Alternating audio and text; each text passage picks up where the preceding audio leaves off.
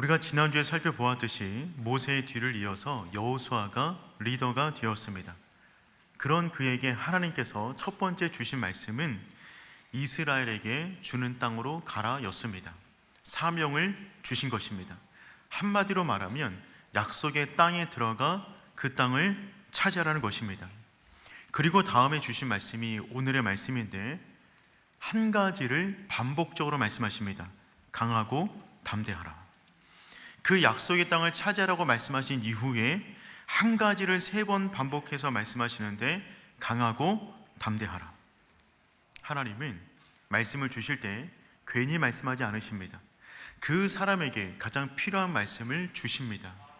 그러므로 여호수아에게 이 말씀을 주셨다는 말씀은 어떤 의미냐면 여호수아가 지금 두려워하고 있다는 말입니다. 그가 너무 크게 두려워하니까 하나님께서 강하고 담대하라는 말씀을 3번 반복하시는데 점점 강조하여 말씀하십니다. 한번 정리해보면 6절을 보시면 강하고 담대하라, 7절을 보니까 오직 강하고 극히 담대하여, 9절을 보니까 강하고 담대하라, 두려워하지 말며 놀라지 말라. 그만큼 여호수아가 지금 두려워하고 있다는 말입니다. 근데 좀 이상하지 않습니까? 여호수아는 사자의 심장을 지닌 사람 아니었습니까? 여호수아가 두려워한 적을 본 적이 있습니까? 그는 이전에 한 번도 두려워한 적이 없었습니다. 성경 가운데 여호수아가 가장 먼저 등장한 본문은 전쟁터였습니다. 광야 가운데 들어간 이스라엘 백성이 광야의 싸움꾼 아말렉 군사의 공격을 받습니다. 이때 오합지졸이었던 이스라엘 백성을 끌고 나가서 승리한 장군이 여호수아였습니다. 첫 등장의 모습입니다. 그 이후로부터 여호수아는 항상 전쟁의 선봉에 서 있었습니다. 더군다나 40년 전에 여호수아는 이미 그 땅을 면밀히 점탐하고 그 땅에 대한 평가를 끝낸 사람이었습니다. 그 땅의 지형을 파악했고 군사력을 파악했으며 무엇보다 하나님이 우리와 함께 하신다는 분명한 믿음이 있었습니다. 10명의 정탐꾼이 악평하여 애굽으로 돌아가자고 말을 했을 때 오직 여호수아 갈렙은 옷을 찢어가면서 그들에게 이처럼 말을 합니다. 민수기 14장 9절 말씀 우리 함께 읽어보겠습니다. 다만 여호와를 거역하지 말라.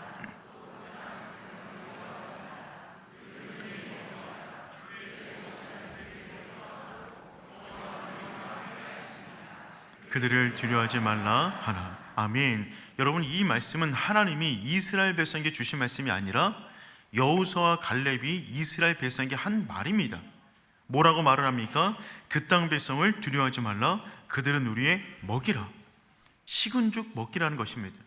그들의 보호자는 그들을 떠났다. 여호와는 우리와 함께 하시니 두려워하지 말라라는 말을 한 절에 2번이나 말을 하고 있습니다.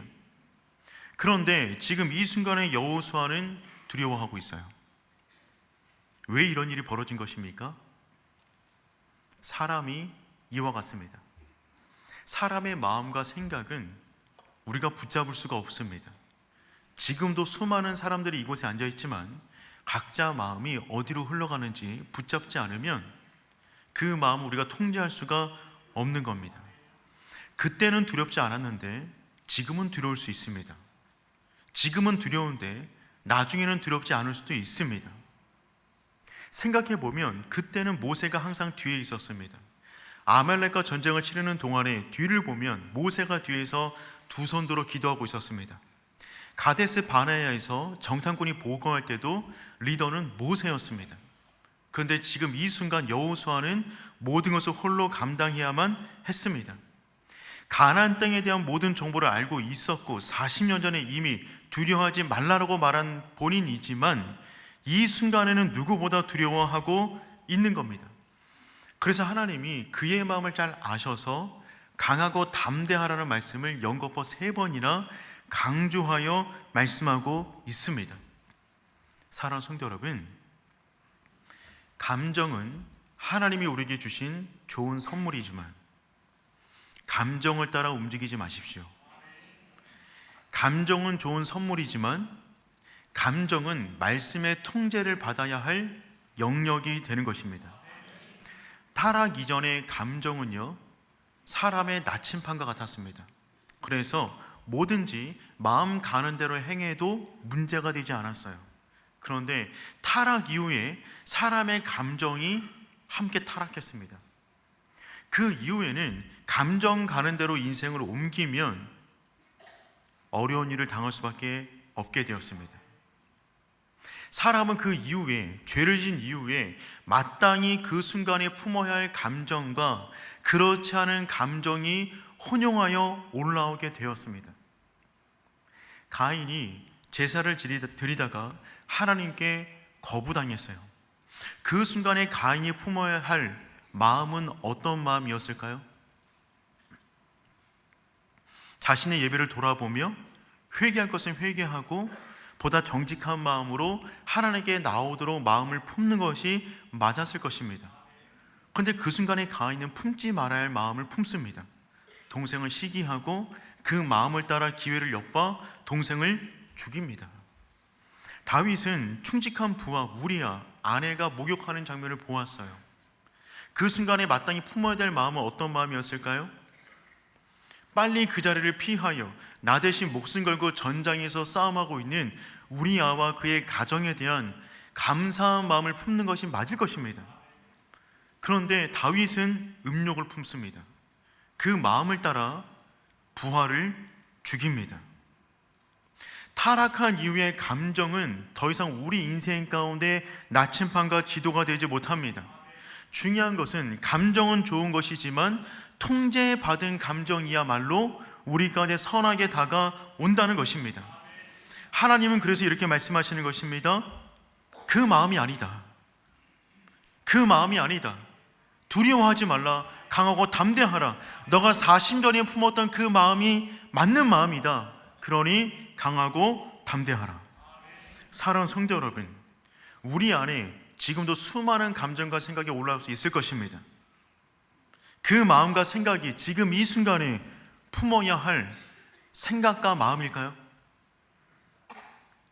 분별하십시오. 그리고 하나님의 말씀 안에서 생각과 마음을 통제해 나가는 것입니다. 그리스도인의 생각 사용법이라는 책이 있습니다.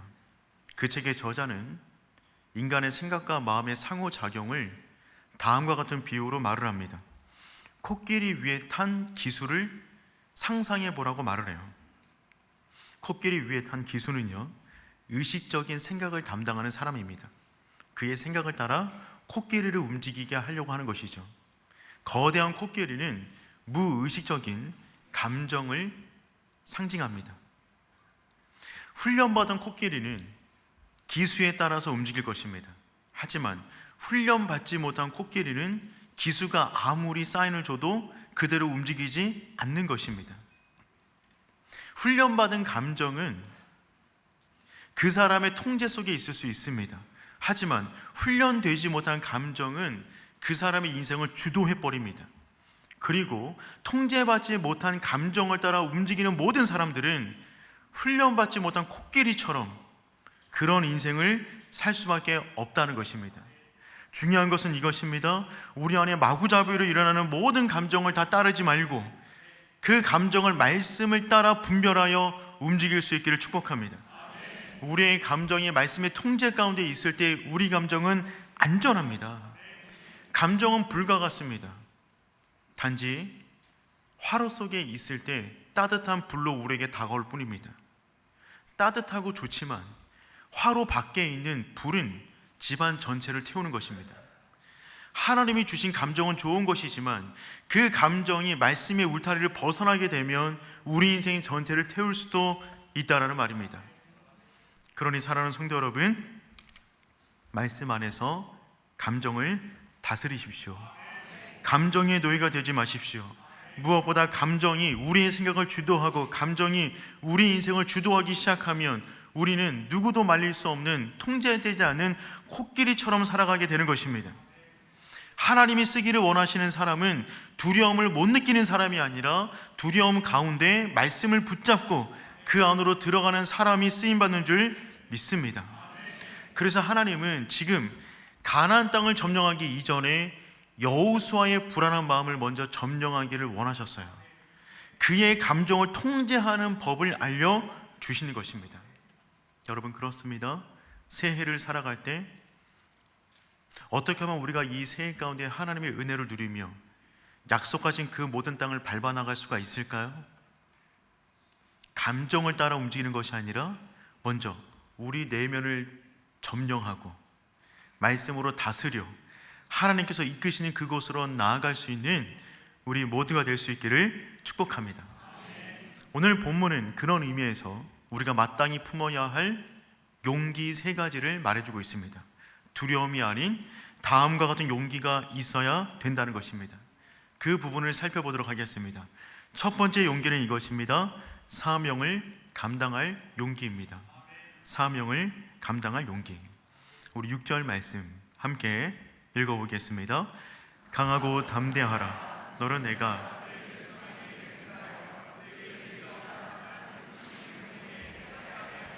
아멘. 하나님께서 말씀하십니다. 강하고 담대하라. 그 다음에 하신 말씀이 내가 주리라 한 땅을 차지하게 하겠다 라고 약속해 주세요. 즉 사명을 주시면서 요구하시는 것이 무엇이냐면 강하고 담대하라는 것입니다. 사명을 감당하길 원한다면 강하고 담대해야만 합니다. 왜냐하면 사명은 현재 그 사람의 능력보다 큰 것으로 다가오기 때문에 그렇습니다. 하나님은 그 사람의 능력에 맞는 사명을 주시는 것이 아니라 능력보다 큰 사명을 주신 이후에 능력을 나중에 주십니다. 그 사이까지 우리의 마음을 강하고 담대하게 붙잡아야만 흔들림 없이 사명을 감당할 수가 있는 것이죠. 하나님이 우리 안에 있는 불안감을 아세요. 우리 안이 내면이 얼마나 초조하고 불안하고 염려가 많으신 줄을 아십니다. 그분이 감정을 주셨기 때문에 누구보다 감정을 잘 알고 계세요. 그런데 이 말씀은 우리의 감정을 무시하시는 말씀이 아니라 그것보다 선한 하나님의 마음을 품으라는 것입니다.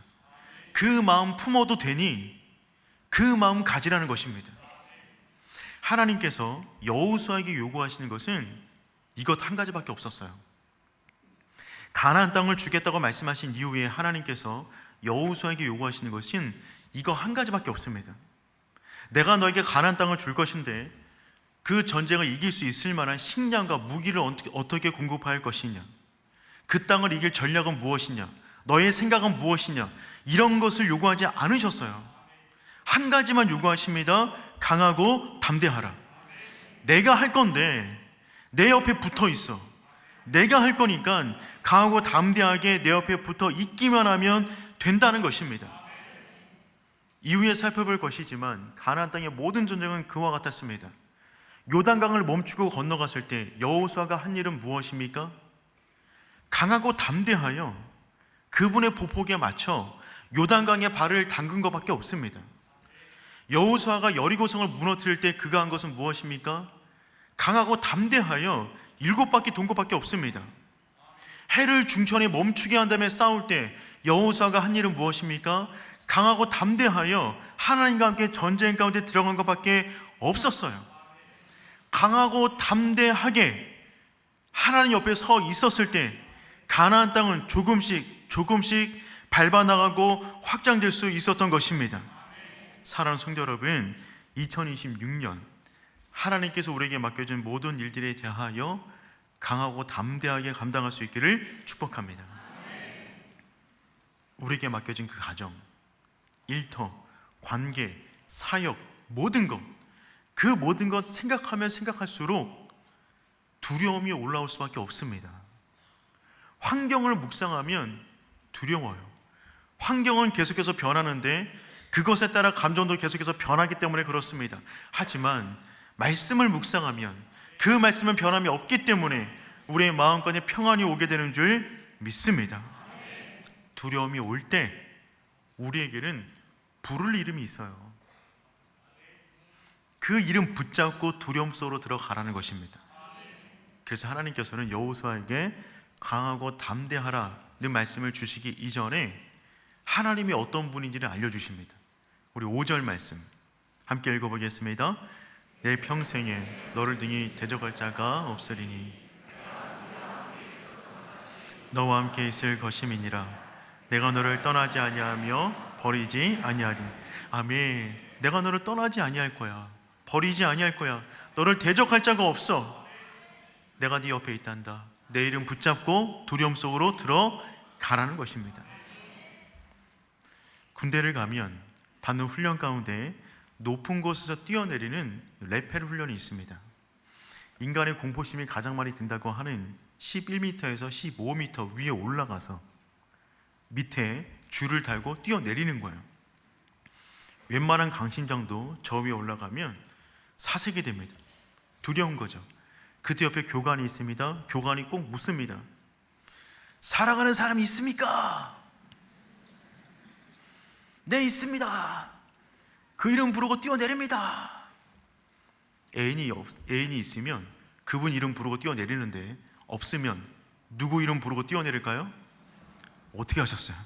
어머니! 아버지는 안 부릅니다. 한 번도 들은 적이 없더라고요. 두렵지만, 조금 전까지 무서웠지만 그 이름 부르고 두려움 속으로 뛰어내리는 거예요. 그때 그 이름이 힘을 주어 능히 감당하게 된다는 것입니다. 신앙생활 역시 마찬가지입니다. 우리에게는 부를 이름이 있어요. 그 이름을 부르십시오. 그 이름의 능력을 믿으세요. 상황을 바꾸려고 하지 마십시오. 그 상황 속에 주의 이름 붙잡고 들어가십시오. 그러할 때 상황과 상관없는 하나님의 놀라운 일이 우리 인생 가운데 펼쳐지게 될 줄 믿습니다. 첫 번째 용기, 사명을 감당할 용기입니다. 두려움을 무시하는 것이 아니라 두려운 그 순간에 그 이름 붙잡고 안으로 들어가는 것입니다. 두 번째 용기는 말씀에 대해 순종할 용기입니다. 말씀에 순종할 용기가 필요합니다. 우리 7절 말씀 한번 읽어보겠습니다. 오직 강하고 극히 담대하여 나의 종 모세가 내가 명령한 그 율법을 다 지켜 행하고 우로나 좌로나 치우치지 말라.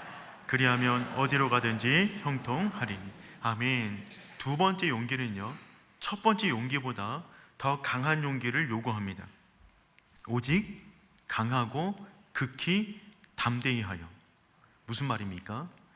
말씀을 지킬 용기는 더 큰 용기를 필요로 한다는 것입니다. 말씀을 무시하는 이 세상 가운데 말씀을 따라 걸어가는 용기는 정말 큰 용기를 필요로 한다는 것입니다. 이 말씀은 모세가 하나님께 받아서 여호수아에게 준 말씀이었어요. 그러므로 여호수아 곁에는 하나님의 말씀을 전해주는 누군가가 있었다는 말입니다. 여러분 곁에도 하나님의 마음과 말씀을 전해주는 누군가가 있기를 축복합니다. 토저 목사님이 다음처럼 말씀하셨어요. 하나님의 음성을 듣는 그 사람의 음성을 들으라. 하나님의 음성을 듣는 그 사람의 음성을 들으라. 여러분 주변 가운데 하나님이 예비하신 올 한 해를 살아가면서 그 사람 만날 수 있기를 축복합니다. 우리 주변 가운데 세상 이야기 많이 아는 사람, 세상에서 성공하는 법 아는 많은 사람이 있을 수도 있습니다. 하지만 다 중요한 분이지만 정말 중요한 분은 하나님과 친밀한 사람, 하나님과 깊게 기도하는 사람, 하나님과 마음이 합한 사람, 그 사람이 우리 주변에 많이 있어서 그분들과 교제 나누는 모든 순간 가운데 나를 향한 하나님의 뜻을 분별해 갈 수 있기를 축복합니다. 약속의 땅으로 들어가는 길은 비좁습니다. 험난합니다. 꼬아져 있어요. 명확하지 않습니다. 그래서 그 길을 걸어가는 동안에 우로나 좌로나 치우칠 수가 있는 거예요. 그래서 말씀을 말합니다. 우로나 좌로나 치우치지 말라. 내 말씀을 가만히 보십시오. 무엇에 대하여 치우치지 말라고 말하고 있습니까? 환경에 대하여, 재정에 대하여, 건강에 대하여, 관계에 대해서 치우치지 말라가 아니라 오직 한 가지만 말하고 있습니다. 율법에 대하여, 말씀에 대하여 치우치지 말라. 여러분, 환경은 계속 변하지만 그 변하는 환경 가운데 말씀 붙잡고 치우치지 않는다면 우리는 어느 순간 약속의 땅을 걷게 되는 줄 믿습니다. 환경을 묵상하면 두려워요. 환경의 시선과 마음을 빼앗기지 마십시오. 말씀의 고정에 나가는 것입니다. 좌로나 우로나 치우치지 말라는 말은 중도를 지키라는 말이 아닙니다. 미지근함을 유지하는 말도 아닙니다. 그 말의 뜻은 치우치지 말라라는 단어의 의미는 외면하다, 돌아서다, 이탈하다, 정도에서 벗어나다라는 의미가 있어요.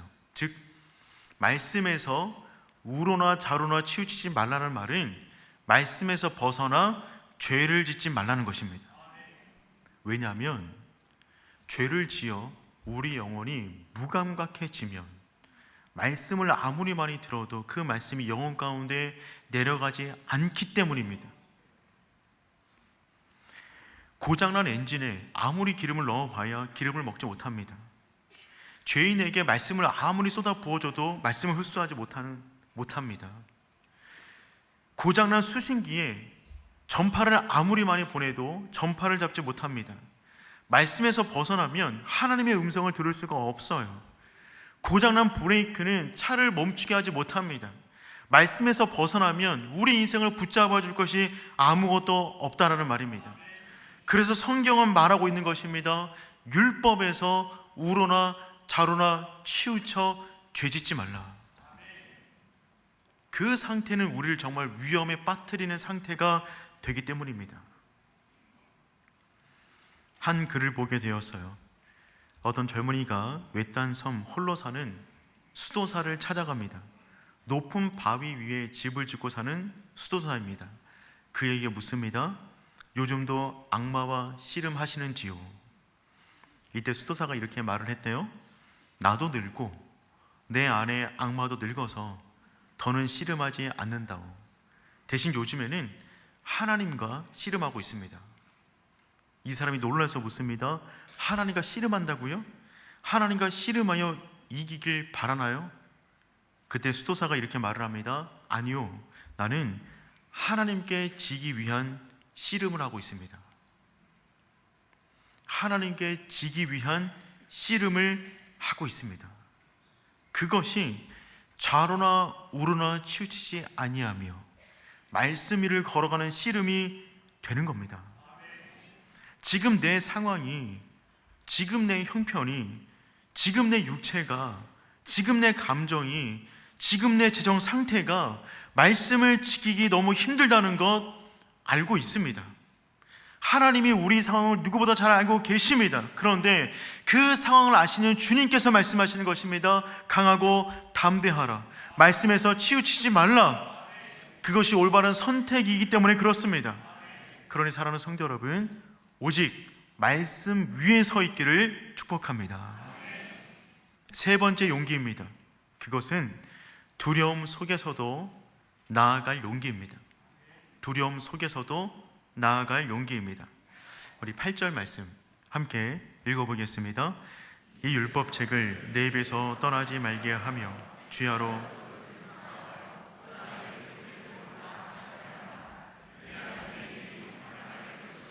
내가 형통하리라. 아멘. 하나님은 두려움을 극복할 아주 실제적인 방법 3가지를 말씀해 주십니다. 첫 번째는 무엇이냐면 그 율법책을 내 입에서 떠나지 말게 하라. 성경을 계속해서 읽으라는 말입니다. 두 번째, 주야로 그것을 묵상하라. 주야로 그것을 묵상하려면 방법은 무엇일까요? 암기하는 것밖에 없어요. 암기하여 그것을 주야로 묵상해 보라는 것입니다.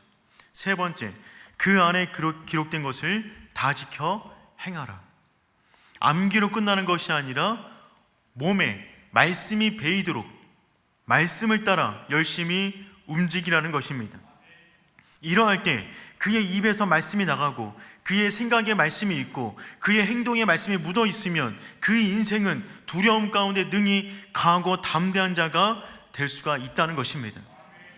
하나님께서 왜 이 말씀을 주셨을까요? 약속의 땅을 점령해 나가는 전쟁은 결국 소리 전쟁이기 때문에 그렇습니다. 소리 전쟁입니다. 우리 인생 가운데 수많은 소리들이 들려옵니다. 그 소리 가운데 내가 어떤 소리를 붙잡을 것이냐가 약속의 땅에서 치르는 전쟁의 핵심이 된다는 것이죠. 누구든지 사명을 붙잡고 약속의 땅에 한 발을 내딛게 되면 누구든지 그분의 귀뒤에서 울려 퍼지는 사탄의 음성을 듣게 될 것입니다. 여호수아, 네가 하겠다고? 모세도 못했어. 너가 모세보다 뛰어나냐? 너 종 출신이잖아. 네가 뭘 할 수 있겠어? 나이도 많이 들었는데. 너 40년 전에 거인 안악자손 보았지? 걔네 지금 키 더 컸다. 네가 감당할 수 있겠어? 수많은 소리들이 사명의 땅에 말씀 붙잡고 들어가는 순간에 울려 퍼지게 되어 있습니다. 그 소리에 마음이 붙잡히면 발목이 묶이는 거예요. 결박당해요. 한 발도 나아갈 수가 없습니다. 그때 그 수많은 소리를 잠재우는 소리가 무엇입니까? 하나님의 소리가 되는 줄 믿습니다. 그 소리가 울려 퍼지는 동안에 사탄의 소리는 낼 수가 없어요. 그러니 날마다 성경을 읊조려라. 밤낮으로 묵상해라. 그 말씀대로 살아가라고 지금 말씀하고 있는 것입니다. 사랑하는 성도 여러분, 한 해를 살아가는 동안에 말씀을 입에서 떠나지 말게 하십시오. 성경을 계속해서 읽는 것입니다. 우리 손에서 성경을 내려놓지 않는 것입니다. 축복해요. 한 해 동안 여러분의 성경책이 정말 지저분해지기를 축복합니다. 읽다가 은혜 받아서 줄치다가, 읽다가 가슴이 뜨거워져 눈물이 뚝뚝 흘러서, 읽다가 기도가 튀어나와 침이 튀기는 바람에 성경이 지저분해지는 것입니다. 지저분해지는 것만큼 그 말씀이 내 영혼을 기경하는 거예요. 주야로 말씀을 묵상하십시오. 암기하십시오. 묵상으로 들어가세요. 여러분 정말 주마다 큐티책을 사십시오. 책 팔려고 나온 거 아닙니다. 근데 여러분 3,000원밖에 안 되는 그 책 한 권이 우리 한 달 영혼을 붙잡아 줄 겁니다. 그 말씀 앞에 머무세요. 더 오랜 시간 머물러 계십시오. 그 말씀이 우리 인생을 인도해 나갈 것입니다. 그리고 말씀대로 살아가는 거예요. 말씀대로 살아갈 때 그 사람은 더 이상 세상의 사람이 아니라 말씀을 보여주는 사람입니다. 그런 사람을 뭐라고 부릅니까? 걸어다니는 성경이라고 부르는 것입니다. 그런 사람을 넘어뜨릴 세상의 소리가 없습니다. 그러니 사랑하는 성도 여러분, 말씀을 읽으시고 묵상하시고 말씀대로 살아갈 수 있기를 축복합니다. 사탄은 식욕이 엄청납니다. 사탄이 가장 좋아하는 메뉴가 무엇이냐면 여러분 심령 가운데 떨어진 하나님의 말씀입니다. 마태복음 13장을 보면 씨 뿌리는 자의 비유가 나옵니다. 농부가 씨를 뿌립니다. 그 씨앗이 길가에 떨어집니다. 그때 새가 그 씨앗을 보고 와서 먹어치워버립니다. 땅은 성도의 마음이에요. 씨는 하나님의 말씀입니다. 새는 악한 자예요. 악한 자가 가장 좋아하는 음식이 무엇이냐면 지금 여러분의 영혼 가운데, 지금 여러분 생각 가운데, 지금 여러분 마음밭 가운데 뿌려주고 있는 그 씨앗을 가장 좋아합니다. 지금도 여러분 생각 속에, 마음 속에 날아다니며 그 씨앗이 떨어지면 개걸스럽게 먹어치우고 있어요. 그러니 사랑하는 성도 여러분, 그 말씀을 지켜내십시오. 그 말씀을 품어내셔야 됩니다. AI 시대 가운데 사탄은 성도를 공략하는 전략을 바꿔버렸습니다. 예전에는 말씀을 못 듣게 만들었는데 지금은 얼마든지 듣게 만듭니다. 하루 종일 말씀을 듣게 만듭니다. 그런데 떨어지는 족족 먹어치워버립니다. 이 상태로 1년, 2년, 5년, 10년을 넘어가게 되면 우리는 길들여져요. 이런 마음이 생기는 거죠. 말씀 들어봐야 별거 없구만. 무기력증에 빠집니다. 말씀을 듣지만 말씀과 상반되는 인생을 살아가는 사람들로 만들어 버리는 겁니다. 그러니 사랑하는 성도 여러분, 한 해 동안 다이어트 하시되 제발 말씀 다이어트는 하지 마십시오. 말씀에 대해서만큼은 포동포동 살이 올라야 됩니다. 눈두덩까지 올라올 정도로 포동포동 말씀에 대하여 살이 쪄서 사탄이 감히 내 속 안에 들어오지 못하도록 말씀으로 채워져 나가는 우리가 될 수 있기를 축복합니다. 리차드 위름 브란드라는 목사님이 계세요. 공산주의 루마니아에서 목회하시던 분이신데 말씀을 전하시다가 체포되어서 감옥 가운데 14년 동안 투옥되었습니다. 그 가운데 3년은 홀로 독방에 있었어요. 얼마나 힘들었을까요? 독방에 홀로 3년간 있는 것입니다. 아무것도 가진 게 없어요. 그런데 그 순간에 그 목사님을 붙잡아 준 것은 무엇이냐면 그분이 암기하였던 그 말씀들이었습니다. 그 말씀을 되뇌어 묵상하는 거예요. 그 말씀을 소리내어 읊조리는 것입니다. 혼자 독방에 있으면서 벌떡 일어나서 앞에 강대상이 있다는 상상을 하면서 그 강대상에 손을 얹고 끊임없이 설교하는 것입니다. 들을 사람 없지만 자신의 영혼을 향하여 선포하는 거예요. 그리고 그 말씀이 자기를 살렸다라고 고백합니다. 누군가가 자기를 고문해요. 너무 미움이 올라오지만 그때 말씀을 묵상하니 그가 불쌍히 여겨지고 그 가운데서도 감사하는 마음이 생겼다라고 말을 하더라고요. 이렇게 고백합니다. 성경이 없던 그곳에서 말씀이 나를 떠나지 않았습니다. 활자로 된 성경은 없었지만 말씀이 나를 떠나지 않아 그 말씀이 나를 지켰습니다. 여러분, 결국 우리 속에 우리가 붙잡은 말씀이 우리를 지키는 것입니다. 그러니 사랑하는 성도 여러분, 한 해 동안 말씀을 많이 읽으십시오. 묵상하세요. 말씀대로 살아가십시오. 그럴 때 말씀이 우리를 지킬 것입니다. 오늘 말씀의 결론은 다음처럼 끝이 납니다. 그리하면 내 길이 형통하리라. 그리하면 두렵지만 염려되지만 그 감정 따르지 마. 내 말을 따라 강하고 담대하라. 나아가라. 그리하면 내 길이 형통하리라. 형통이라는 단어는 사칼이라는 단어인데 이 단어의 의미는 하나님의 말씀을 기준으로 판단하고 선택하는 능력입니다. 즉 하나님의 말씀대로 감정과 생각을 통제하여 나아가는 능력, 그것을 성경에서는 형통이라고 합니다. 이 형통이 성도의 성공의 기준이에요. 성도의 성공은 무엇입니까? 세상에서 잘 나가는 것이 성공이 아닙니다. 세상 사람과 우리는 성공의 기준이 달라요. 우리가 말하는 형통의 성공의 기준은 무엇이냐면 환경이 어떠하든지 간에 내 안에 내면의 감정이 어떠하든지 간에 생각이 어떠하든지 간에 말씀대로 통제받아 말씀 위를 걸어가는 그 상태, 그 상태를 보고 형통하다 말하고 그 상태가 성도의 성공입니다. 사랑하는 성도 여러분, 성공하십시오. 한 해 동안 정말 성공할 수 있기를 축복합니다. 말씀과 함께하는 것입니다. 강하고 담대하십시오. 용기를 내십시오. 하나님이 함께하십니다. 우리 그 마음 담아서 아무것도 두려워 말라 함께 찬양하겠습니다.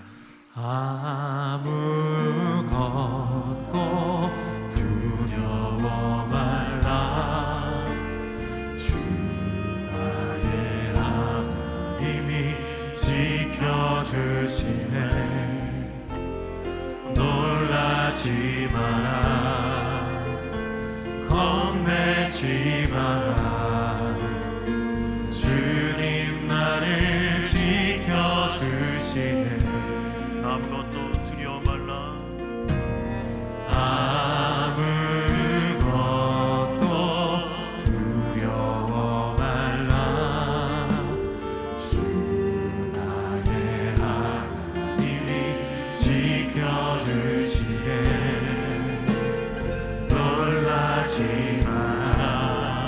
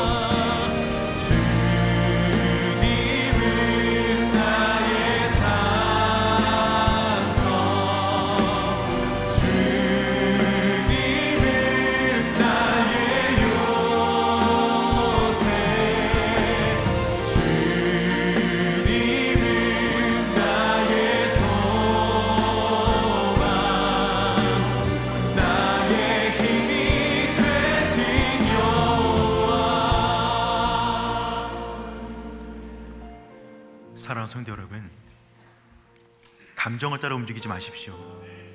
말씀을 따라 움직이는 것입니다. 통제된 감정만이 우리 인생을 아름답게 만듭니다. 통제받지 못한 모든 감정들은 훈련되지 못한 코끼리와 같아요. 그러니 사랑하는 성도 여러분, 말씀 안의 감정과 생각을 통제받을 수 있기를 축복합니다. 용기를 내십시오. 하나님이 함께 하십니다. 사명을 붙잡을 용기, 말씀에 순종할 용기, 두려움 속에서 나갈 용기, 그 용기를 구하는 이 시간 되었으면 좋겠습니다. 하나님, 나에게 그 용기를 더하여 주시옵소서. 강하고 담대한 마음 더하여 주시옵소서. 불안감에 주저앉지 않게 하여 주시옵소서. 주님이라 머무르고 기도합니다. 주여. 하나님 아버지, 기도하며 나아갑니다. 아버지, 은혜를 더하여 주시옵소서. 아버지, 은총을 더하여 주시옵소서. 하나님 아버지, 우리 안에 강하고 담대한 마음 주시길 원합니다. 주를 저를 인도하여 주시사 사랑하는 모든 활동 안에 그 사랑과 은혜 속에 화하게 살게 하여 주시옵소서. 주님의 은혜를 구합니다. 하나님, 강하고 담대한 마음 더하여 주시옵소서. 하나님 향한 뜨거운 마음 더하여 주시옵소서. 이 한 해를 살아가는 동안에 오직 하나님과 함께 전진해 나가 약속한 그 땅을 밟아 나가는 우리 모두가 될 수 있도록 인도하여 주시옵소서.